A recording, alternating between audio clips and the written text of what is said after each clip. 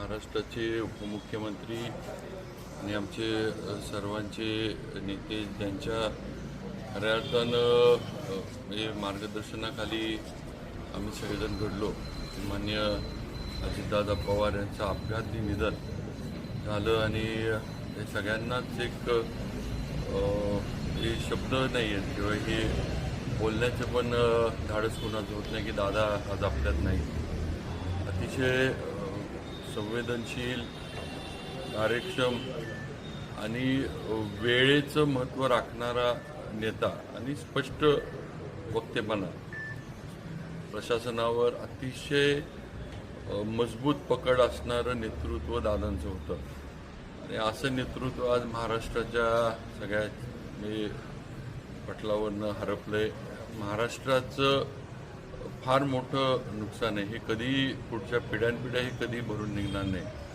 अनेक आठवणी दादांच्या आहेत ज्या आज व्यक्त करणं पण शक्य नाही. पण खऱ्या अर्थानं माझ्या राजकीय वाटचाल जी माझी सुरू झाली त्याच्या मागं अजितदादा हेच माझ्या मागं पूर्ण ताकदीनं उभे राहिले होते. ज्यावेळेला माझ्या मागं कुणी नव्हतं, महाराजांचं, माझ्या वडिलांचं निधन झालं होतं आणि अतिशय संघर्षमय याच्यामध्ये मी राजकारणामध्ये सुरुवात केली होती. अशा ह्याच्यात दादांनी पूर्ण ताकद मला दिली आणि मला राजकीय वाटचाल माझी त्यांच्यामुळं सुरू झाली, त्यांनी सुरू करून दिली. हे नक्कीच मला सांगावंसं वाटतं.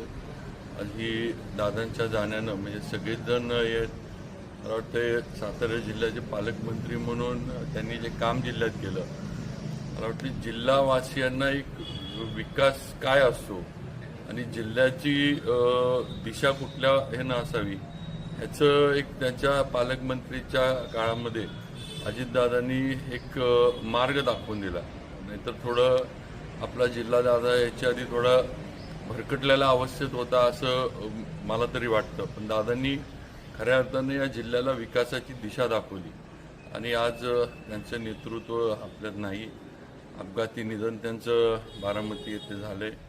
अतिशय दुर्दैवी या शब्दाच्या पलीकडची ही घटना आहे आणि हे दादांचं अचानक जाणं, संपूर्ण महाराष्ट्राचं नुकसान आज त्यांचं नेतृत्व आपल्यातनं गेल्यामुळे झालंय.